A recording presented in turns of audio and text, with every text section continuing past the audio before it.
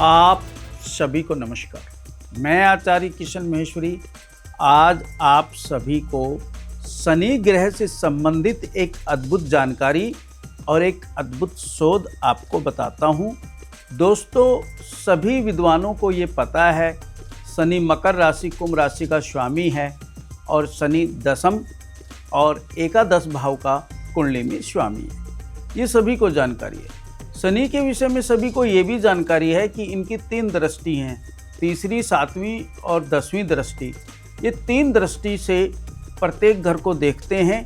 जहाँ जहाँ इनकी दृष्टियाँ इन घरों पे पड़ती है तो वहाँ ये कोई ना कोई कार्यक्रम अपना शुरू करते हैं। आज मैं आप सभी को एक ऐसी दृष्टि के विषय में जानकारी दे रहा हूँ जो 5वीं दृष्टि है, यानी जहाँ से बैठेंगे शनि महाराज वहाँ से 5वें घर को देखेंगे।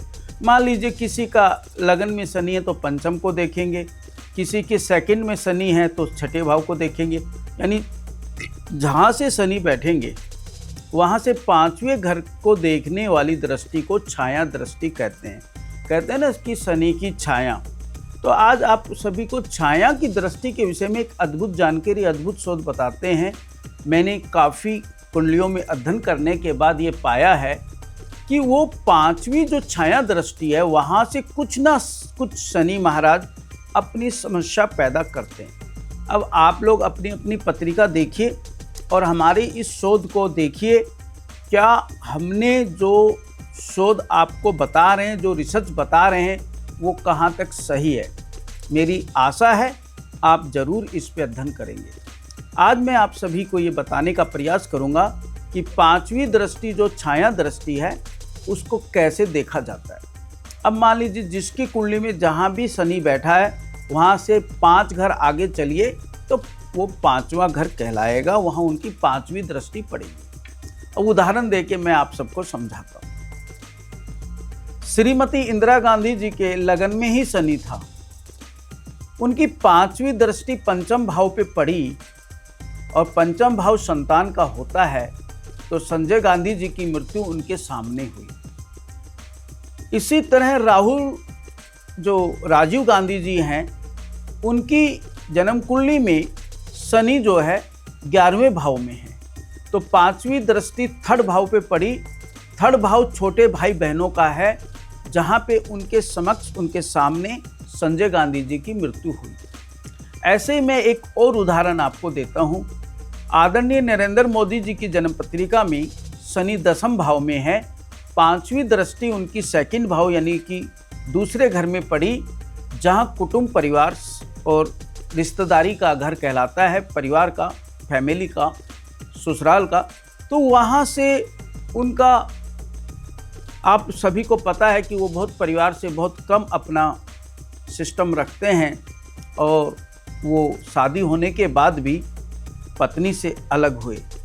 तो 5वीं दृष्टि जो है कहीं ना कहीं किसी न किसी एंगल से आपको देखने को मिलेगा, उस घर से आपको समस्या आती है। आप अध्ययन करें और अध्ययन करने के बाद आप हमारे इस शोध को 100% राइट पाएंगे। अब मैं आपको बताता हूँ शनि ग्रह के विषय में थोड़ा सा संक्षिप्त में।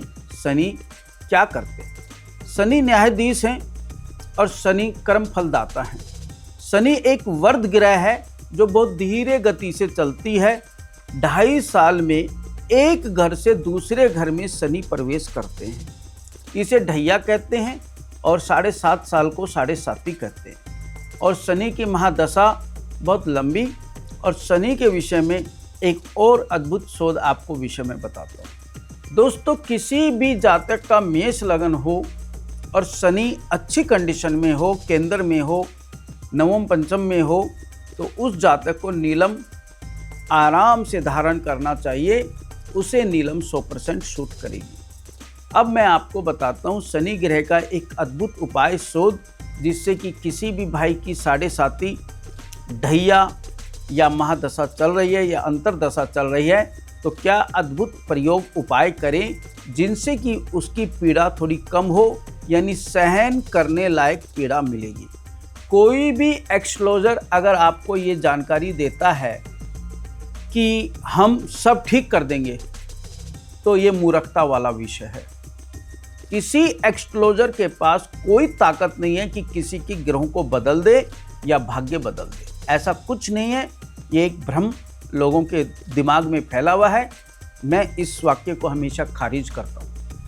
आप लोग केवल जब किसी एक्सक्लोजर से मिलें तो हमेशा उस एक्सक्लोजर से पूछा करो कि भाई हमें क्या दान करना चाहिए। दानम दुर्गति नाशनम विश्वासम फलमदायकम। इस घोर कलयुग में केवल दान ही ऐसा विषय है जो सबसे तेज गति से चलता है। क्या दान करें शनि के लिए?